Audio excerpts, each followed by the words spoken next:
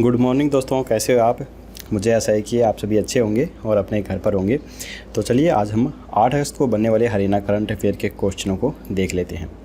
लेकिन उससे पहले मैं आपको बता दूं कि हमारी वेबसाइट haryana-district.com स्टार्ट हो चुकी है, जहां पर आपको हरियाणा जीके हर प्रकार से मिलेगी, चाहे वो ब्लॉग हो, वीडियो हो, PDF हो या फिर हमारा ऐप हो।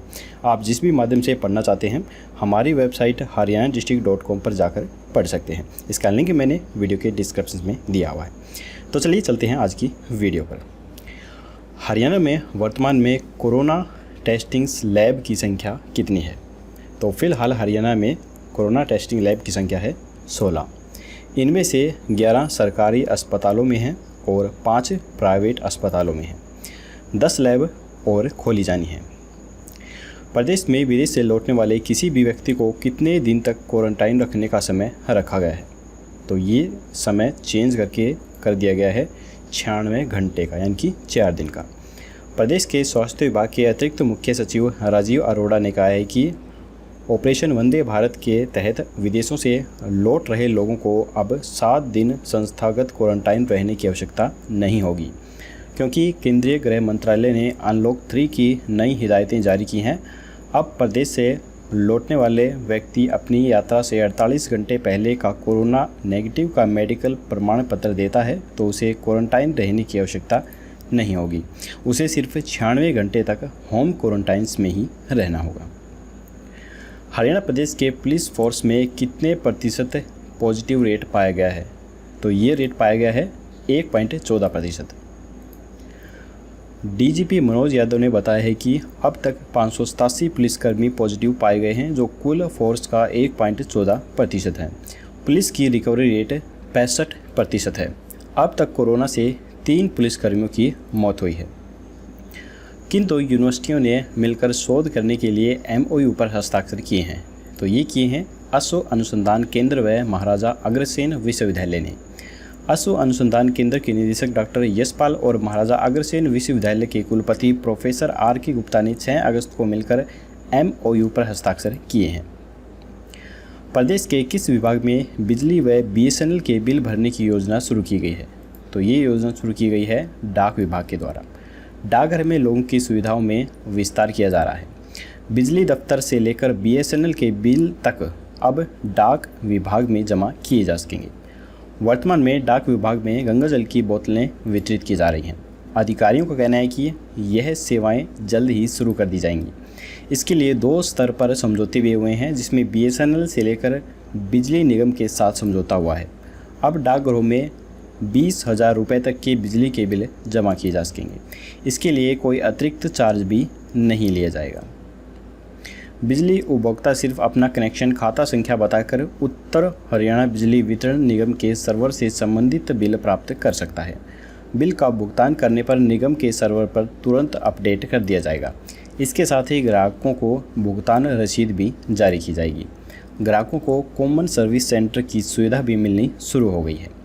इस सर्विस के अंतर्गत जनता को डिजिटली सेवा पोर्टल जैसे पैन कार्ड, पासपोर्ट कार्ड, जीवन मृत्यु प्रमाण पत्र, इलेक्शन से संबंधित voter card, ID card, labour service, pension, employment service, ई-चालान, ई-स्टंप, वाहन टूर एंड ट्रैवल, फास्टैग, शिक्षा संस्थान, बैंकिंग सेवा, बीमा सेवा, Bharat bill payment system, income tax सहित 73 सेवाएं और प्रदान की जाएंगी। हाल ही में स्वास्थ्य विभाग ने हरियाणा के किस जिले में घर के पास ही रैपिड एंटीजन टेस्ट करवाने का फैसला लिया है? तो ये फैसला लिया गया है गुरुग्राम में। अब टेस्टिंग कैंप के साथ साथ स्वास्थ्य विभाग ने जिले के 19 अर्बन प्राइमरी हेल्थ सेंटर व टेस्टिंग्स किट उपलब्ध कराने का फैसला भी लिया है। टेस्टिंग्स बढ़ाकर ही कोरोना पर अंकुश लगाया जा सकता है। अभी तक 50,000 टेस्ट किए जा चुके हैं। सभी PHC को 100 किट दी गई हैं। प्रदेश में सरकार के द्वारा कितने नए स्कूल खोलने का निर्णय लिया गया है? तो यह निर्णय लिया गया है 2,500 नए स्कूल खोलने का निर्णय। हरियाणा सरकार के द्वारा फैसला लिया गया है कि जल्दी ही राज्य में 2,500 नए स्कूल खोले जाएंगे। इनमें प्ले स्कूल, बैग रहित स्कूल, अंग्रेजी माध्यम के प्राइमरी स्कूल और मॉडल संस्कृति सीनियर सेकेंडरी स्कूल भी शामिल होंगे। अगले क्वेश्चन पर चलने से पहले दोस्तों मैं आपको बता दूं कि अगर आपको हमारी वीडियो पसंद आ रही है तो हमारी इस वीडियो को एक लाइक ज़रूर कर दीजिए, और अगर आप हमारे चैनल पर पहली बार आए हैं तो हमारे चैनल को सब्सक्राइब करके रखिए और उसके बाद घंटे पर ज़रूर प्रेस कीजिए, तभी आपको हमारी आने वाली लेटेस्ट वीडियो हैं वो सबसे पहले मिल सकेंगी। तो चलिए चलते हैं अगले क्वेश्चन की पर। हरियाणा के कृषि विभाग ने कितने लाख क्षेत्र में धान रोपाई का लक्ष्य रखा है? तो ये लक्ष्य रखा गया है 12.18 लाख हेक्टेयर क्षेत्र में। 28 जुलाई तक यह लक्ष्य हासिल किया जा चुका है। धान खरीद का लक्ष्य 64 लाख मैट्रिक टन रखा गया है। हरियाणा के किस जिले में गंदगी मुक्त मेरा गांव नामक अभियान की शुरुआत की गई है? तो ये शुरुआत की गई है हिसार में। प्रदेश के हिसार जिले में 8 से 15 अगस्त के बीच गंदगी मुक्त मेरा गांव नामक अभियान शुरू किया जाएगा, जिसमें प्रतिदिन स्वच्छता से संबंधित गतिविधियां आयोजित की जाएंगी। जिले के 302 में से 156 गाँव में सामुदायिक शौचालय बनवाए जा चुके हैं। शेष गाँव में यह कार्य पूरा करवाने के लिए पंचायत विभाग के अधिकारियों ने पंचायतों से प्रस्ताव पास करवा दिया है। इसके बाद अतिरिक्त उपायुक्त कार्यालय से पंचायतों को 1.80 लाख रुपये भी दिए जाएंगे। हर गांव में 2.60 लाख रुपए से सामुदायिक शौचालय का निर्माण भी करवाया जाएगा। हरियाणा की किस यूनिवर्सिटी ने हाल ही में कोरोना महामारी के चलते विद्यार्थियों की फीस माफ़ करने का फैसला लिया है? तो ये फैसला लिया है जेसी बोस यूनिवर्सिटी ने। जेसी बोस विज्ञान एवं प्रौद्योगिकी विश्वविद्यालय YMCA फरीदाबाद ने कोरोना में महामारी के चलते विद्यार्थियों की फीस माफ़ करने का निर्णय लिया है। इस यूनिवर्सिटी के कुलपति प्रोफेसर दिनेश कुमार ने बताया है कि फीस माफ़ी के लिए आर्थिक रूप से कमज़ोर और ज़रूरतमंद विद्यार्थियों के लिए एक नई नीति तैयार की गई है। तो यहाँ पर आप देख सकते हैं यूनिवर्सिटी है, इसके जो वाइस चांसलर हैं वो हैं दिनेश कुमार, और इसकी जो स्थापना है वो सन 1969 के अंदर की गई थी। जहाँ पर विद्यार्थी के परिवार की वित्तीय स्थिति अत्यंत गंभीर पाई जाएगी, उसे 100% फीस माफ़ी अथवा प्रतिपूर्ति का लाभ भी दिया जाएगा। इसके तहत विद्यार्थियों के परिवार की वार्षिक आय व आर्थिक स्थिति को देखते हुए ट्यूशन फीस में 50% तक की प्रतिपूर्ति की जाएगी। प्रदेश के किस मेडिकल कॉलेज ने कोरोना पर नीम के प्रभाव को जानने के लिए शोध करने का फैसला लिया है? तो ये फैसला लिया है employees state insurance corporation medical college ने। तो यहाँ पर आप फोटो में देख सकते हैं, ये है employees state insurance corporation medical college. इसकी स्थापना सन 2015 में की गई थी। यह शोध केंद्रीय सरकार के अधीनस्थ अखिल भारतीय आयुर्वेद संस्थान के सहयोग से किया जा रहा है। इस शोध में मेडिकल कॉलेज के कोविड ड्यूटीज़ में तैनात 250 कर्मचारियों को शामिल किया गया है। यदि इस शोध के परिणाम सकारात्मक आते हैं तो कोरोना के मरीजों का इलाज नीम से किया जाएगा।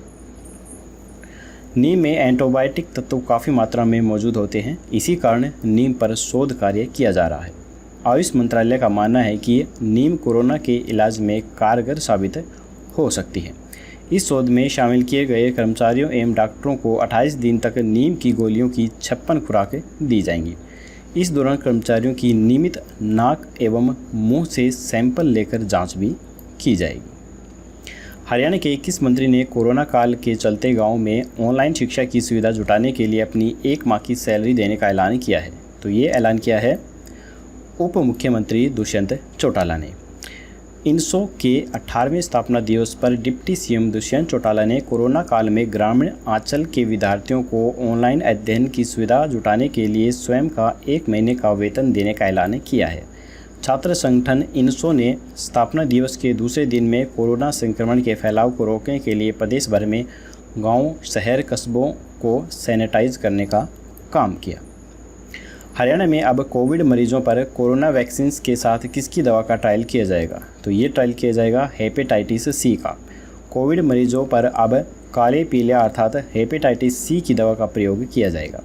ट्रायल के लिए बायरेक से 86 लाख रुपए का फंड जारी होने के बाद कोरोना पीजीआई ने 4 चिकित्सकों की टीम तैयार की है।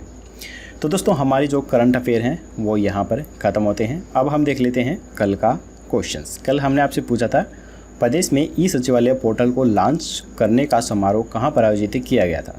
तो इसका जो राइट आंसर है वो है 3 नंबर, ये आयोजित किया गया था चंडीगढ़ में। चंडीगढ़ में मुख्यमंत्री मनोहर लाल खट्टर के द्वारा ई सचिवालय पोर्टल की लॉन्चिंग करते वक्त कहा गया कि अब लोगों को चंडीगढ़ आने की जरूरत नहीं होगी।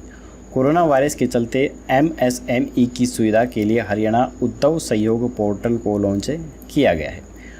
वह मंत्री व अधिकारियों से मिलने का टाइम अपने मोबाइल फ़ोन या फिर लैपटॉप के माध्यम से ले पाएंगे। तो चलिए अब हम देख लेते हैं आज का क्वेश्चन। आज का क्वेश्चन है, इस्माइलाबाद से नारनौल तक कौन से राष्ट्रीय राजमार्ग का निर्माण किया जा रहा है। तो ये दोस्तों मोस्ट इंपॉर्टेंट क्वेश्चन है। राष्ट्रीय राजमार्ग से संबंधित एक क्वेश्चन ज़रूर पेपरों के अंदर पूछा जा सकता है, तो इसे आप अच्छे से याद करके रखिए और इसका जवाब आपको हमें कमेंट बॉक्स में देना है। कल की वीडियो में आपको इसका जवाब मिल जाएगा। दोस्तों अगर आपको वीडियो पसंद आई तो लाइक ज़रूर कीजिएगा और आप YouTube के अलावा हमारे WhatsApp, Facebook, Twitter, Telegram, website, Instagram या फिर हमारे ऐप के थ्रू जुड़ सकते हैं। इन सभी का लिंक मैंने डिस्क्रिप्शन में दे रखा है। तो चलिए दोस्तों कल मिलेंगे ऐसी ही एक और नई वीडियो के साथ। तब तक के लिए जय हिंद, जय भारत।